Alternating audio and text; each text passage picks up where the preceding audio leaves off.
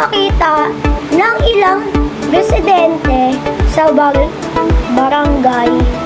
Sinumbong ito sa mga otoridad at dito na ito iniligtas ng mga tauhan ng Patrol Municipal Police Station, Moral Health Unit ng Patrol at barangay officials ng Hinagmuoman.